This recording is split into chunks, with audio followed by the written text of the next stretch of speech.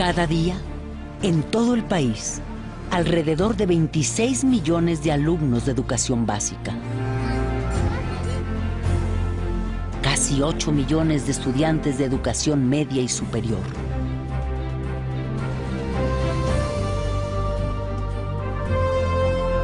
Y 2 millones de maestros de todos los niveles protagonizan la hazaña de la educación pública mexicana.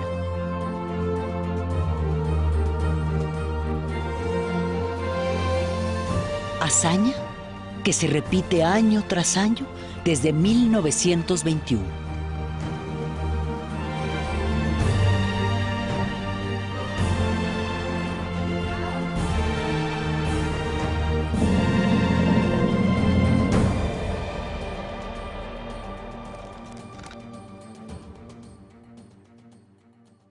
Que pues yo no soy millonario para dejarles su futuro asegurado. Lo único que les puedo dejar es los estudios. Yo quiero que tenga una carrera, que tenga las oportunidades que nosotros no teníamos. Que no vivan pues en la ignorancia como uno. Sus diccionarios, ustedes quiero... El pilar de este esfuerzo a lo largo de los años ha sido el artículo 3 constitucional surgido en 1917.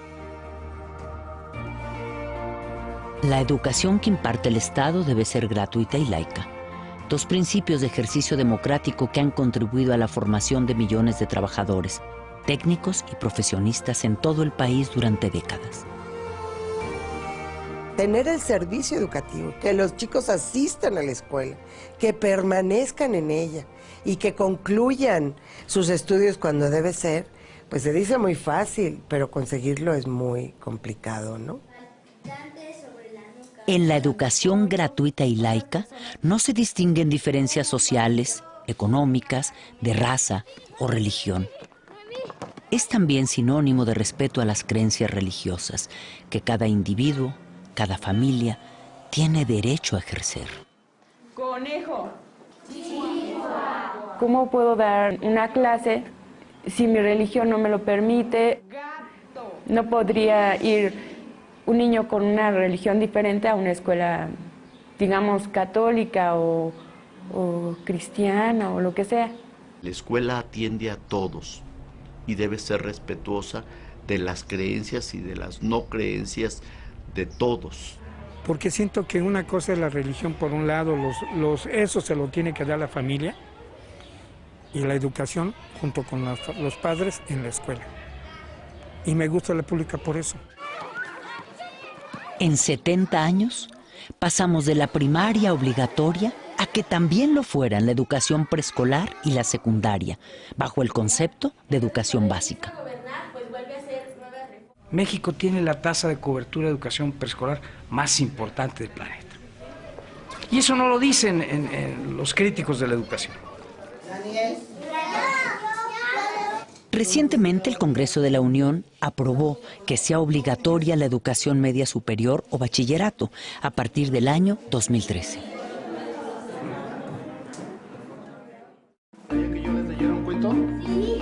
Otro esfuerzo complementario lo ha sido el libro de texto gratuito. Sus primeros ejemplares para la primaria empezaron a repartirse en 1960. En los primeros años hubo confrontaciones con ciertos grupos porque se pensó que el libro de texto era un elemento de adoctrinamiento. Los libros de texto gratuito fueron atacados por los sectores más conservadores de la Iglesia Católica. Algunos empresarios de las industrias del papel y editoriales, los grupos más extremos del Partido Acción Nacional y organizaciones de padres de familia vinculadas al clero con el pretexto de que eran doctrinarios e incluso comunistas. El presidente Adolfo López Mateos los defendió con las tesis de la igualdad democrática y la unidad nacional. Para constituirnos como mexicanos, debíamos compartir una historia, un territorio, una cultura. En esa defensa, contó con el apoyo del Sindicato Nacional de Trabajadores de la Educación, que había sido fundado 20 años antes, en 1943. cuando se le pregunta respecto a si solo van a ser para escuelas públicas o también para escuelas particulares. Dice, todos son niños, todos son mexicanos. El libro de texto gratuito ha sido hasta la fecha un gran esfuerzo del Estado mexicano para enseñar a todos los niños y reducir los gastos familiares en la educación. El costo del paquete por niño anda alrededor de 70 pesos. Si esto fuera privado, ese paquete costaría entre 600 y 1,200 pesos. Entonces, hay un ahorro global muy importante.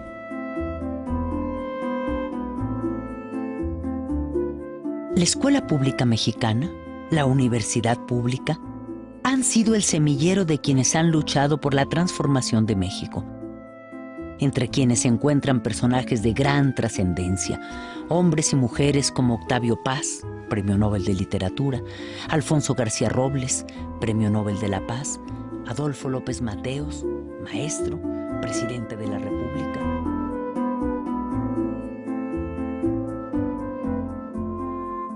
Para mí la escuela es muy importante en mi vida, porque creo que sin ella no seríamos nada, sinceramente.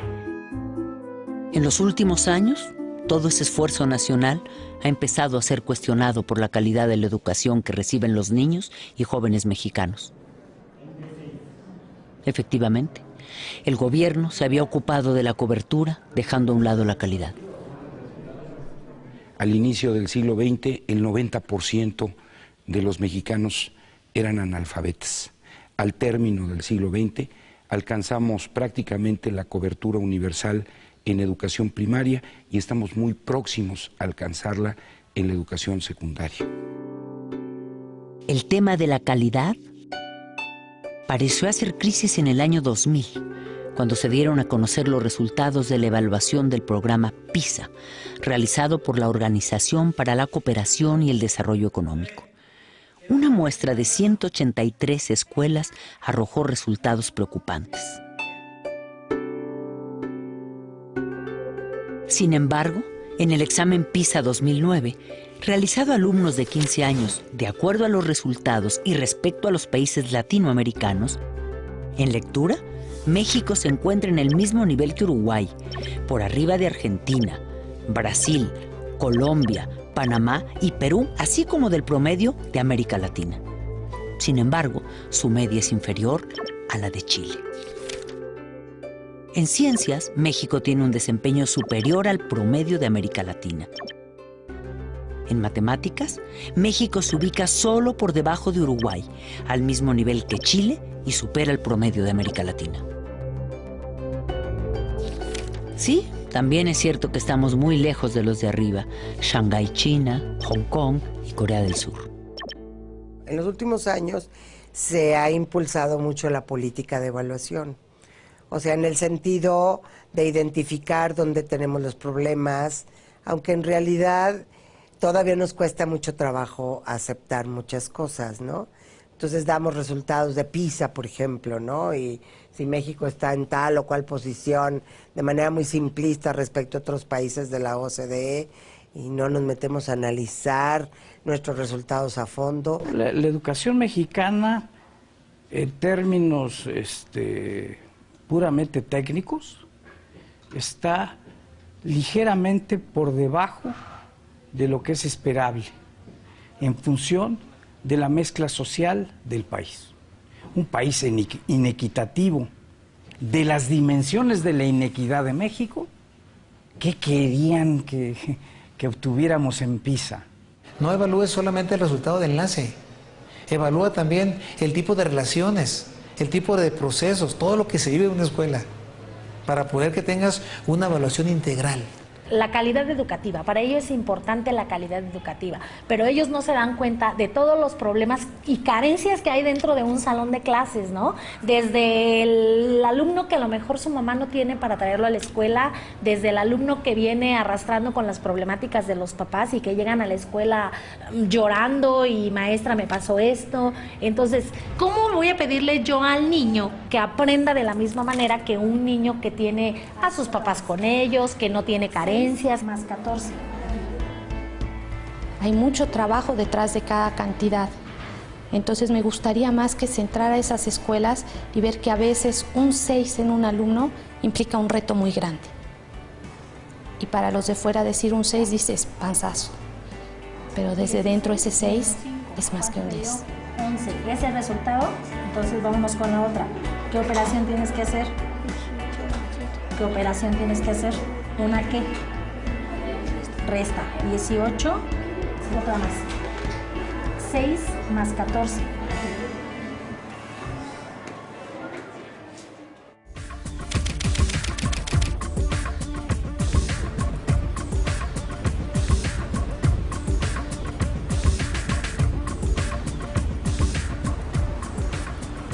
Somos la economía número 14 entre las 20 más grandes del mundo, pero tenemos 52 millones de pobres, una pobreza que ha ido en aumento. Tenemos todavía una sociedad muy desigual, condiciones de pobreza en más de 50 millones de mexicanos, y esta pobreza alcanza desde luego también a muchas regiones, a nuestros niños y a nuestros jóvenes que se están preparando. La educación mexicana es fiel reflejo de la conformación social y económica del país. Es un fenómeno estructural, no es un fenómeno aislado. O sea, la desigualdad social ya existe y la educación o el sistema educativo no ha tenido la capacidad, ya no digo de revertirla, que eso sería lo deseable, de frenarla.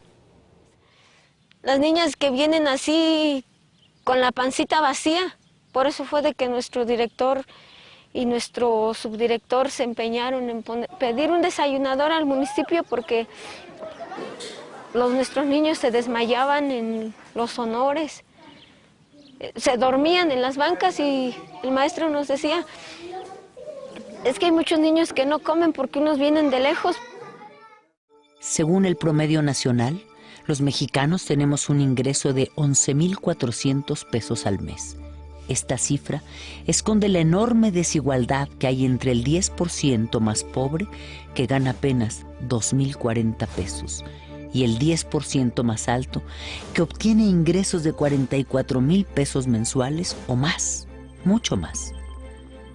El 70% de la población tiene apenas el 30% del ingreso que se produce en el país, mientras que el restante 30% tiene con enormes saltos el 70% de ese ingreso.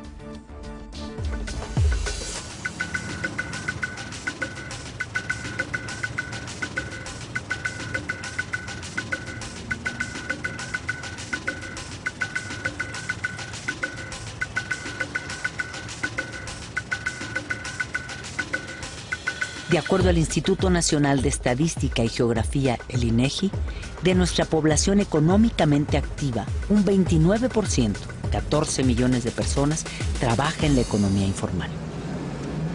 No, de hecho ya terminé la preparatoria. Yo siento que no tuve beneficio alguno, porque pues sigo aquí todavía. Yo pensaba que a lo mejor era más fácil conseguir algún trabajo, pero no hay nada. He buscado a ver de qué encuentro. Por ejemplo, he sido chalán de albañil, he trabajado en tortillerías, imprentas, y no, es poco el trabajo. Sí. Ni para estudiar, porque, como le digo, pues no contaba con el dinero que necesitaba. Poco más de 45% de la población de 15 a 19 años de edad no estudia. La segunda cifra más alta entre países de la OCDE. Para estudiar pues tiene uno que tener los recursos, ¿no? Y las posibilidades, cosa de que muchos no tenemos. Dejé de estudiar porque pues necesitaba trabajar también, ¿no? Pues porque no, yo estaba estudiando pero pues ya no y pues es muy difícil, ¿no? Yo terminé la secundaria y esperé un año para entrar a la prepa y en ese año estaba buscando trabajo como técnico en contabilidad y bien poquito acá. Y como le digo, no, nada de prestaciones, nada de eso, nada. No. Mucha gente que cree que prefiere decir, no, pues mejor me voy a la calle a vender dulces, ¿no? O a limpiar parabrisas, porque pues ¿de qué me va a servir estudiar si después no voy a encontrar trabajo? Sabemos que hay programas compensatorios, pero estos no llegan a toda la población que los necesita y sus montos no resuelven el problema. La deserción empieza con las carencias en el hogar. Muchas familias necesitan que sus hijos se pongan a trabajar lo antes posible, como sea. Primero está la sobrevivencia. Por ejemplo, ahorita que es el tiempo de siembras, pues le van a ayudar a los papás a tapar el maíz o a tirar abono. Mis padres me dicen que le eche muchas ganas, que puedo salir adelante.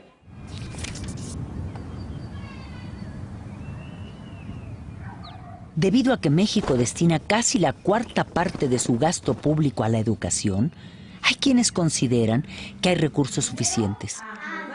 Pero tan solo en los últimos 6 años, la economía mexicana ha crecido apenas al 2% anual.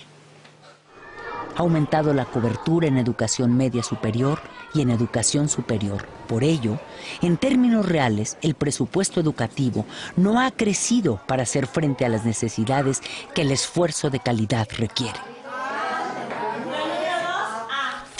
La Organización para la Cooperación y el Desarrollo Económico parece no coincidir con que haya recursos suficientes para la educación. De acuerdo con su reporte educativo 2010, México invierte 5.7% de su Producto Interno Bruto en educación, más que Brasil, con 5.2%, pero menos que Chile, con 6.4%. El gasto por cada estudiante en educación primaria es de poco más de 27,000 pesos al año, pero el promedio de gasto de los países miembros de la OCDE es 3 veces mayor. Por cada alumno en secundaria, México gasta al año 29,000 pesos, mientras el promedio de los demás países de la OCDE es 3 veces mayor.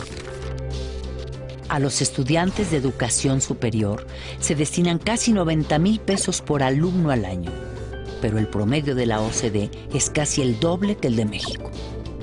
México invertía por la capacitación de cada maestro $800 al año por maestro, mientras nos avientan el examen de enlace y luego nos miden con los países de la OCDE y resulta que la OCDE está invirtiendo $9,000 al año por capacitar al maestro. De ese tamaño la diferencia. Un problema adicional es la falta de cobertura en los diversos niveles educativos, excepto la primaria. En la educación preescolar se tiene una cobertura inferior al 70% de la demanda. La cobertura en educación secundaria alcanza el 90%. La educación media superior o bachillerato atiende el 62% de la demanda y la educación superior apenas el 32%.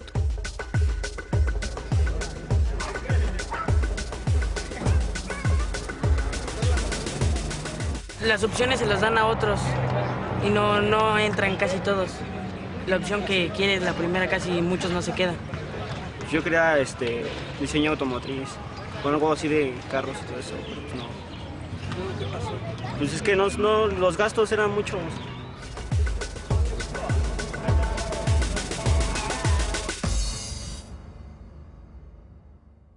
Para poner en perspectiva los recursos que invierte el Estado en educación, es necesario recordar que el rescate bancario emprendido en 1995 equivale actualmente al 13% del Producto Interno Bruto.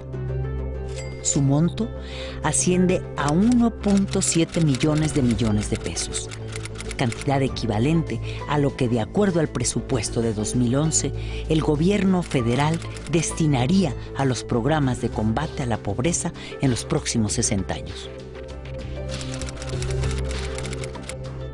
Y una de las cosas que el Instituto Nacional para la Evaluación de la Educación ha ido mostrando cada vez con mayor contundencia, con datos duros, es que hay una tendencia a ofrecer servicios educativos más débiles, más frágiles a las poblaciones que están en condiciones sociales y económicas también más débiles, más frágiles.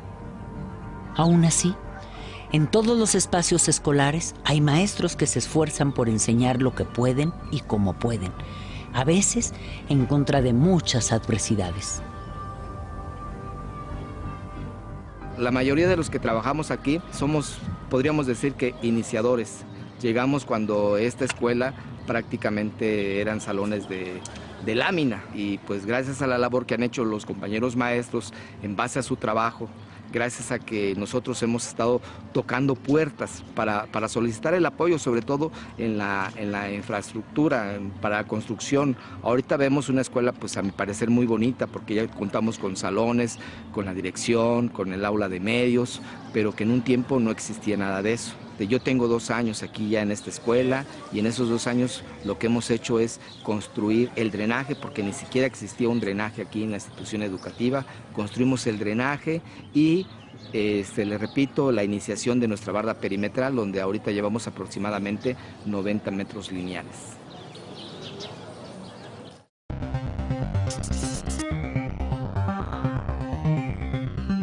Para elevar la calidad de la educación en el mundo globalizado, es imprescindible el uso de las tecnologías de la información, en particular Internet. Sin embargo, el Centro de Investigación y Estudios Avanzados del Instituto Politécnico Nacional dio a conocer que en México al menos 20 millones de hogares no tienen computadora ni acceso a Internet. De acuerdo al estudio, hasta el 2010 había 32.8 millones de usuarios de Internet en el país. Sin embargo, solo el 35% se conecta diariamente. Tomen nota de eso, chavos. A pesar de las carencias, en años recientes, los críticos de la educación han dirigido sus cuestionamientos a los maestros del Sindicato Nacional de Trabajadores de la Educación, como si ellos fueran los mayores responsables de la deficiente calidad educativa. Hay muchos niños irrespetuosos, que ya no respetan al maestro, que para ellos el maestro es un cero a la izquierda, pero también depende mucho de los papás, porque el mismo papá te dice, es que no le hagas caso a tu maestra que está loca, es que a mí me ha tocado escuchar, no es en mi grupo, pero fuera de, cuando te toca la guardia en la puerta, el que entra un niño y la mamá le dice, si te dice algo, la vieja loca, no le hagas caso. O sea, eso no es posible que los papás le enseñen eso a los hijos. No es tanto perder la dignidad, pero sí somos mal vistos por la sociedad, porque entendiendo que si hay un problema, el problema se lo quieren achacar a la escuela, y quienes están en la escuela pues son los profesores. Es decir, si hay bullying, en la escuela. Si hay obesidad, en la escuela. Si hay una emergencia sanitaria, en la escuela. Todo quieren sacarlo de la escuela. Cuando les conviene somos salvadores de la patria, y cuando no somos lo peor de la patria. Aproximadamente el 90% del presupuesto gubernamental anual de educación corresponde a sueldos y salarios, pero no todo ese dinero es solo para maestros.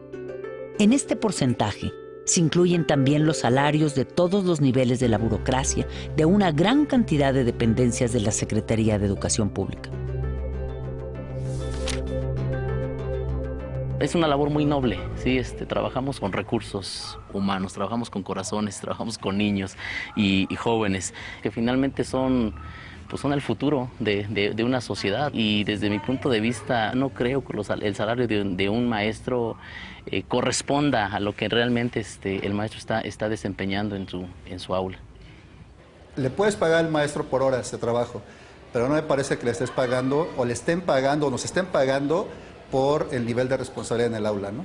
El ingreso de un docente, ahorita en jornada ampliada, porque esta escuela es jornada ampliada, es otra modalidad, 5,100 a la quincena más o menos. Que la proporción mayor se va a nómina, y eso ha sido producto de un proceso de resarcimiento salarial del gremio magisterial, lo cual es muy importante, ¿verdad? O sea, yo creo que si queremos tener buenos maestros, tenemos que tener que estén bien pagados los profesores, pero no basta eso. Ahora bien, hay que recordar que todavía en 1989 los maestros ganaban entre 1 y 1,5 salarios mínimos en promedio al mes. Recordamos aquí unas palabras del reconocido e innovador pensador de la educación, Paulo Freire. La lucha de los profesores en defensa de sus derechos y de su dignidad debe ser entendida como un momento importante de su práctica docente. El combate en favor de la dignidad de la práctica docente es tan parte de ella misma como el respeto respeto que el profesor debe tener a la identidad del educado, a su persona, a su derecho de ser. Todos estaremos siempre de acuerdo en la necesidad de mejorar la calidad de la educación.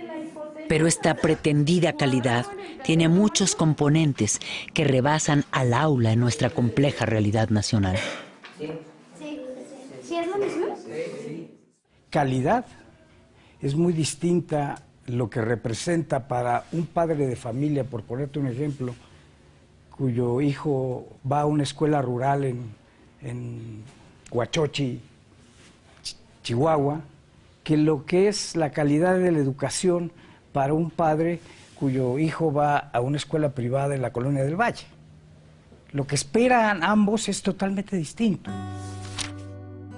Desde 1991, el CENTE propuso programas prioritarios de mejoramiento de la calidad, como la lectura y la escritura, matemáticas, computación, razonamiento básico en ciencias naturales y la cultura cívica.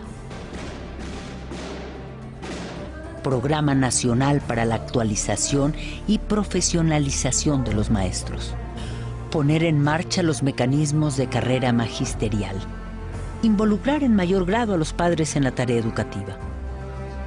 A partir de 1994, el CENTE ha propuesto e insistido también en los siguientes temas. Definir los valores, objetivos y fines del sistema educativo nacional y los medios para su realización. Dar prioridad a las políticas que garanticen la cobertura universal de la educación básica con equidad y calidad. Que los medios de comunicación masiva asuman su responsabilidad con la educación nacional. Fortalecer los recursos y la capacidad profesional de las escuelas. Canalizar, estimular y regular la participación social. Incrementar el presupuesto educativo en términos reales, de manera sostenida, y generar una política de Estado en educación de largo plazo. Y la creación de un organismo autónomo de la SEP y el CENTE para evaluar a maestros y alumnos. Son propositivas, digamos. Hay una propuesta del sindicato para atender a la educación que está asesorado por intelectuales, académicos de todo el mundo, de muchas partes del mundo, de muy alto nivel.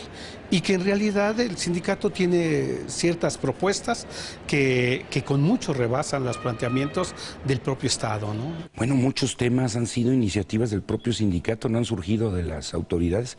El tema, por ejemplo, de participación social en la educación, fue una iniciativa directa del Sindicato Nacional de Trabajadores de la Educación. Hoy en día en la agenda nacional el tema de la evaluación universal de maestros, bueno, pues ha sido una iniciativa que ha venido impulsando de tiempo atrás el propio sindicato. La prueba de enlace finalmente fue una visión muy clara de la dirigencia del CENTE. El examen a docentes para adquirir una plaza finalmente fue una visión muy clara y una postura que fijó con mucha claridad el magisterio a nivel nacional, en este caso la dirigencia del CENTE. En la actualidad, pues ahora ya estamos con la situación del examen de oposición, ¿no?, para la asignación de plazas. Esos son los nuevos mecanismos que tenemos en la actualidad para la asignación de plazas, ¿no? Hay que concursar por ellas y hay que ganárselas, ¿no? Yo de verdad no conozco un maestro que haya comprado su plaza. Si es así, yo a lo mejor igual hubiera hecho lo mismo, ¿no? Porque fue 1 año y medio en que tenía que hacer trabajitos de pintura, rótulos, y digo, batallé bastante para entrar a trabajar. La evaluación es un factor que podría decirse que culmina y al mismo tiempo da inicio a nuestro quehacer cotidiano. Estamos acostumbrados a ser evaluados. Yo creo que el maestro no se niega a ser evaluado, ¿eh? No nos negamos. Está bien, nos actualizamos. Aquí lo importante en la cuestión de la evaluación es, primero, que sea como claro. Debe quedarle muy claro al profesor cuál es el motivo de esa evaluación. Porque viene como en la clínica del rumor, ¿no? Donde te van a correr, te van a quitar la plaza, te van a... muchas cosas. Entonces sí me parece que no nos debemos ser evaluados, sí la parte de la información primero. Debe quedar claro en qué consiste la evaluación, para qué se te va a evaluar y cómo se te va a evaluar. Y digo yo, bueno, si va a ser para mi bien, pues adelante, ¿no? Yo para ver en qué tengo yo que mejorar, o en qué estoy bien y qué es lo que me hace falta. Yo creo que después de la evaluación que estamos en este momento instalando para nuestros maestros, tendrá que venir la evaluación también de las autoridades, incluyéndonos quienes encabezamos estas tareas a nivel estatal, porque todos debemos estar sujetos a ese balance y a esa rendición de cuentas ante la sociedad. Creo que los maestros tienen una cultura de evaluación tanto para ellos como para los alumnos. Faltaría el sistema educativo, sus funcionarios, porque puede no haber secretario de educación, inclusive, y el sistema educativo avanza. Y eso es basado al esfuerzo y el profesionalismo que tienen los maestros de México. En 2002, los diputados emanados de las filas del CENTE impulsaron la ley para que el gobierno federal y los estados garanticen una inversión del 8% del Producto Interno Bruto en educación, incluyendo un 1% para investigación científica y tecnológica.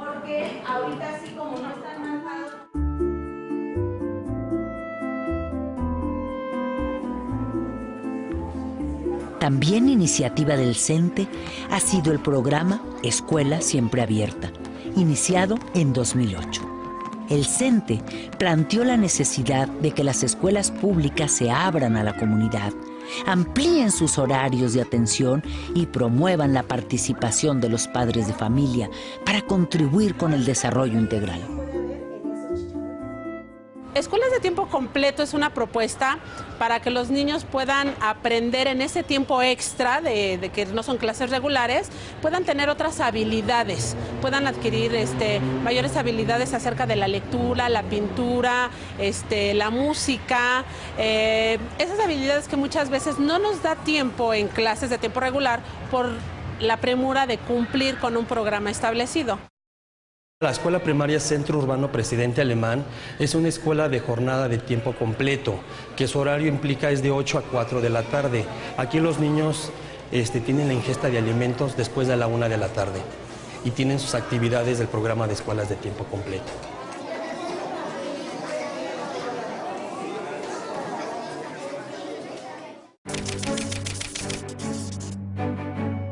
Los esfuerzos por la calidad empiezan a rendir frutos.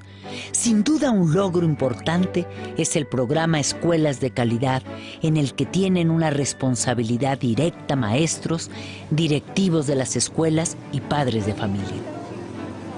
Desde el programa Escuela de Calidad es la mejora de la escuela, ¿no? Partir de un diagnóstico, partir de necesidades específicas del aula, de la infraestructura, de la capacitación de los maestros, y a partir del diagnóstico elaborar un plan de trabajo que vaya favoreciendo o beneficiando para mejorar las necesidades, ¿no? El primer resultado que yo pudiera decir es que la escuela planifica. Ese es un gran cambio, el hecho de que la escuela planifique, estar consciente de dónde está y visualizar cómo quiere estar a 5 años, es un gran avance. Si el centro lo traslada a la escuela, donde están los alumnos, que son nuestros principales usuarios destinatarios, donde están los profesores, los principales actores del proceso educativo y los directores que lideran que ese proceso educativo suceda. Para participar en este programa, los directivos, maestros y padres de familia diseñan su programa estratégico de trabajo y lo proponen a la SEP, quien lo autoriza para darles recursos adicionales. Esto hace que nos esforcemos un poquito más precisamente para lograr ese objetivo que tenemos en preparar mejor a los jóvenes, desde los pequeños hasta los jóvenes. El resultado del plan de trabajo escolar es evaluado cada año por la SEP. Hasta ahora, son una minoría las escuelas que participan en el programa, poco más de 45,000, pero van en aumento. Sin embargo, de nueva cuenta, algunos sectores empresariales y sociales han emprendido un ataque sistemático contra los maestros, intentando hacer que la sociedad los considere los culpables de la calidad educativa que se tiene. El interés por buscar la forma de privatizar la educación como una forma de llevar la educación al mercado, que es la tendencia en un régimen que está guiado por el libre mercado y el neoliberalismo, ¿no? Buscar que aquello que es función del Estado sea función del mercado y obtener la ganancia que corresponde, ¿no? Pero ahí no necesariamente estamos hablando de calidad de educación. Si la educación pública se subrogara, representaría tan solo en la educación primaria un monto de 700,000 millones de pesos anuales. Como es actualmente, directamente la Secretaría de Educación Pública, ese presupuesto se distribuye entre los docentes del Estado. Si eso se cambia el modelo y se hacen escuelas subvencionadas, ese mismo presupuesto va a pasar a los dueños de las escuelas y van a ser los mismos maestros, porque no tenemos otros. Y van a ser los mismos directores, porque no tenemos otros. Y van a ser las mismas escuelas, porque no tenemos otras. Lo que pasa es que van a administrar otros. Y esos son los que van a recibir la ganancia de este modelo. Hasta ahora, a pesar de todos los estímulos que recibe, la educación privada solo atiende a poco más de 12.9% de la demanda educativa a todos los niveles.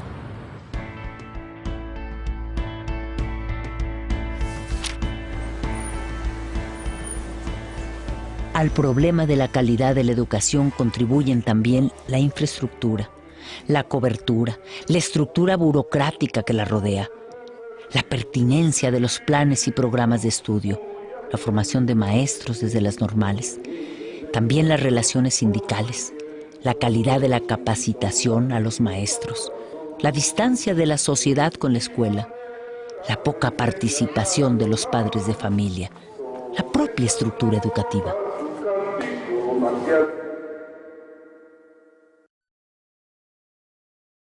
Tenemos que recuperar el respeto por la escuela. El sistema educativo no se cae porque hay decenas de miles de maestros que hacen bien lo que tienen que hacer con lo que tienen. Ojo. Hoy en día, el maestro es pisoteado por todos. Padres, autoridades, entre nosotros mismos. Hemos perdido, los niños obviamente, ahora los docentes, creo yo, están considerados como nanas de los niños, o es como los padres quieren verlos. Nos están dejando la responsabilidad a nosotros de la educación de los niños, y la educación se da en casa. Aquí vienen a aprender conocimientos y otro tipo de cosas. Sin duda, hay un amplio interés por la calidad de la educación y un debate permanente al respecto. ¿Cómo ponernos de acuerdo en los cambios estructurales que se requieren? ¿Cómo lograr una reforma educativa de gran calado?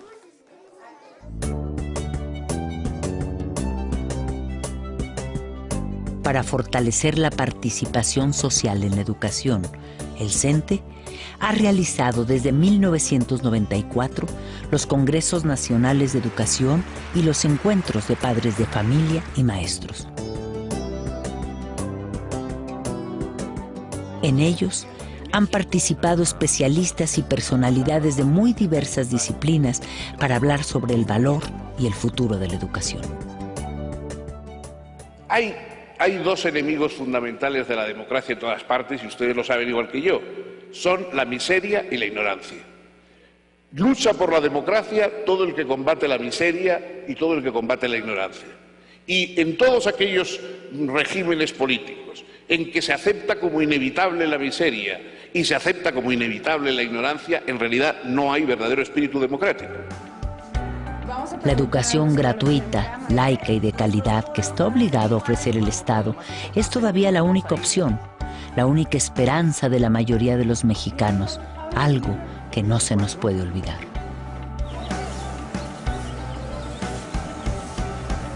De ahí que la profunda transformación que la educación reclama dependa de que todos estos actores cobren conciencia de que con su participación creativa y constructiva estén dispuestos a encontrar las coincidencias para lograr objetivos compartidos. hasta que alcancemos en educación una verdadera política de Estado de largo plazo. Y el mejor logro está por llegar. Porque todavía sucede en este país, esperan al maestro con ansia en algunas comunidades, de aprender un poquito de algo que ellos tienen derecho, que es el conocimiento universal. El único servicio que puede llegar a todas las comunidades por parte del gobierno es la educación. Entonces nuestro compromiso es precisamente darlo de buena calidad, porque precisamente a partir de la educación podemos aumentar la competitividad, primero del alumno, la competitividad de la comunidad, la competitividad del municipio, la competitividad del Estado y por supuesto que la competitividad del país. Cuando la señora de enfrente de esta institución educativa me dice, ya mis 2 hijos están en el poli, y que esos alumnos son egresados de esta institución educativa, donde pues, las condiciones al parecer no es para llegar a tanto, pues la verdad es que yo vengo luego y lo comparto con mis maestros. Es una motivación para mí y para ellos el transmitirles eso de los logros, porque son los árboles que nosotros poco a poco estamos sembrando, ¿sí? Para mí un niño que reprueba, que va mal, es un fracaso para mí, no para el niño, sino para mí, porque no tuve los elementos necesarios para que pudiera aprobarlo, ¿no? Cuando los niños salen bien, es un gusto, y eso creo que no lo puedo yo cambiar con nada. Pues a mí me encantaría que todos pudiéramos, no sé, mandar a nuestros hijos a la escuela y terminaran 6º grado de primaria, y secundaria, y preparatoria, pero todos que pudiéramos hacer esto y no decir, hay niños que tal vez van a quedar en primaria, y otros en secundaria, y otros en preparatoria. Si todos pudiéramos alcanzar una educación, no sé, llegar a tener una licenciatura o no sé, tal vez no todos podríamos ocupar puestos en la sociedad, pero me imagino que tendríamos una sociedad por lo menos más limpia y más mejor. Daría las gracias a mi profesor Luis de primero de primaria y a mi profesor de física, porque gracias a ellos aprendí no solo cosas de la escuela, sino también experiencias de vida nuevas. Y más allá de ser solamente el maestro que estaba parado frente a ti, era un amigo, era una persona, era muy humano. Yo me siento feliz de haber estado aquí en la escuela pública y pues sí, siento que esto me impulsó a llegar a la UNAM, porque bueno, de cierta forma aprendes muchas cosas, no son tanto los conocimientos, sino cuestiones de otros aspectos, no éticos, cuestiones de vida. Yo creo que sí tengo mucho que agradecerles y finalmente el fruto de todo eso es que estoy aquí en la universidad, en Ciudad Universitaria y en la UNAM, ¿no?